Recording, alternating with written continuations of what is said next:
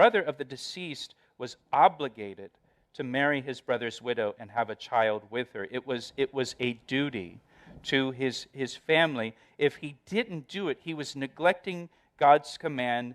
He disgraced his family, and this stigma would stick with his family forever. He was disgracing his deceased brother. He was essentially saying, I don't really care what happens to my brother's widowed wife. and I don't really care if she's destitute. And I don't care about honoring my brother or carrying on his name. It's not important to me.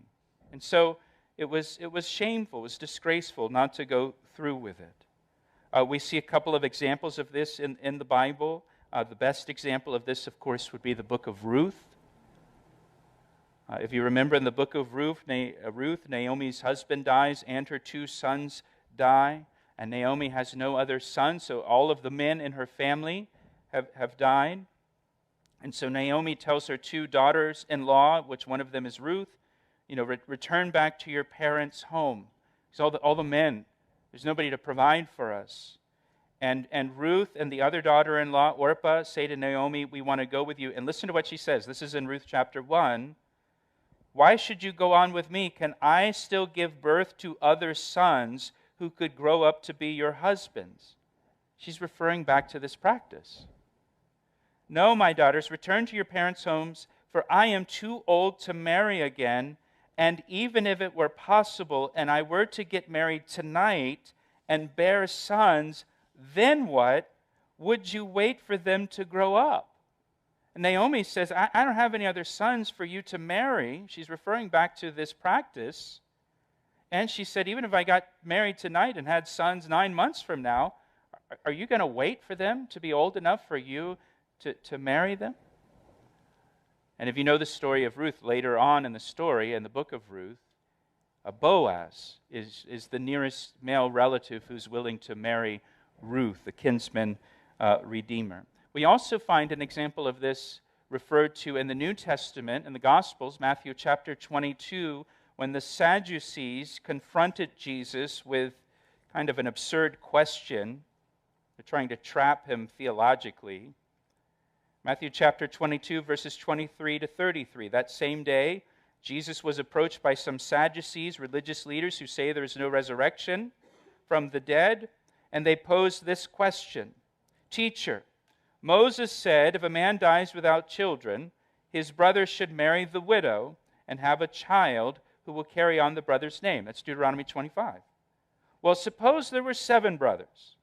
The oldest one married and then died without children, so his brother married the widow. But the second brother also died, and the third brother married. And this continues with all 7 of them. Last of all, the woman also dies. So tell us, whose wife will she be in the resurrection? For all 7 were married to her. They don't believe in the resurrection. So this is just an absurd question. Jesus replied, your mistake is that you don't know the Scriptures. You don't know the power of God. For when the dead rise, they will neither marry nor be given in marriage. In this respect, they will be like the angels in heaven, not married. But now, as to whether there will be a resurrection of the dead, so now he says, since you brought up the resurrection, haven't you ever read about this in the Scriptures? Long after Abraham, Isaac, and Jacob died, God said, I am the God of Abraham, the God of Isaac, and the God of Jacob. So he is the God of the living, not the God of the dead. And it says, when the crowds heard this, they were astounded at his teaching. And then Jesus dropped the mic, right? Kind of thing. Boom. So again, they're asking this hypothetical question about the resurrection based on this law in Deuteronomy 25. It's called a Levirate law, where the brother marries the widow of his husband. And we see here in Genesis 38 that this practice actually predates the law of Moses. It was already a custom in the days of the patriarchs. And so verse 8 again, Judah tells his son Onan, go into your brother's wife, marry her, raise up an heir to your brother. Verse 9, but Onan knew that the heir would not be his. And so it came to pass when he went into his brother's wife that he omitted on the ground, lest he should give an heir to his brother. Look at verse 10. And the thing which he did displeased the Lord. Therefore, he killed him also. God killed Onan also. God's 2 for 2 with the sons of Judah. Again, I can't stress this enough. If you're doing something you know displeases the Lord, repent of it. Turn from it, forsake it, and turn to Jesus Christ for forgiveness. He doesn't mess around with that stuff. Now, why was God displeased with Onan? Why did God kill him? What did Onan do? Here's what he did that displeased the Lord. Onan was sleeping with Tamar, but he had no intention of fulfilling his responsibility and having a child with her. So he's just sleeping with her. He's just using her to serve himself. Onan wanted sex without responsibility. He wanted pleasure without responsibility. And this may be hard to believe, but there are some guys who will sleep with a girl with no intention of marrying her and having a family with her. They just use her. And maybe that guy tells the girl he wants to marry her one day and have children with her one day, and maybe he says, I love you, I want to spend my life with you, but he's just saying that. He doesn't really mean it. And listen, that displeases God. And God killed Onan for that. And God is the same today as he was then. He hasn't changed his mind about sexual immorality. And if you are involved in sexual immorality of any kind, I hope you take this verse to heart. I hope you take this verse to heart. Now look at verse 11.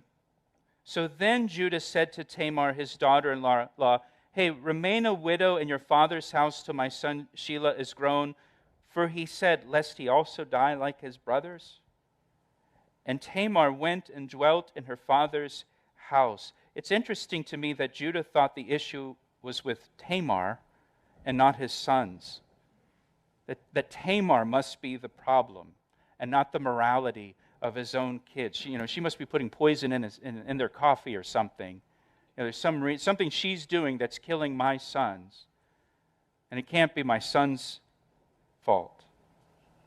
And verse 11 here is really a very important verse in the whole passage, in the whole chapter. What Judah says to Tamar in verse 11, it sets off a whole bunch of alarms for us and a whole bunch of flags. For two reasons, really. Number one, as I said earlier, when Tamar married Judah's son, she became part of Judah's family. She was no longer part of her father's household. She was part of Judah's household. She left and cleft to Judah's household. And Judah, as the patriarch of his family, he was responsible for Tamar. He was responsible for her provision. He was responsible for her protection. Even though she's a widow now, she's still part of Judah's household and still Judah's responsibility. So when Judah tells Tamar to go live in her father's house, again, to us today, yeah, sure, you move back home with your parents. It makes sense. But when Judah tells Tamar to go live in her father's house, he's actually abandoning his responsibility to Tamar. She's not her father's responsibility anymore. She's Judah's responsibility. And so he's abandoning his responsibility to take care of Tamar. Secondly, the second thing that sets off alarms for us is he tells her to just remain a widow. Until, he says, the third son, Shelah, is old enough to marry. But we know from the passage that Judah does not intend to give her in marriage to her last son, Shelah. He's just telling her this. He's deceiving her. And so he says, you just remain a widow, but he has no intention of giving her to his last son. So she's going to just remain a widow forever. And again, as a widow, Tamar will not be able to provide for herself. She'll be destitute. She can't remarry because Judah told her to remain a widow. So Tamar here just kind of puts her in, or Judah puts Tamar in limbo. And it's not until Shelah is old enough for her to marry that Tamar realizes what Judah's true intentions are.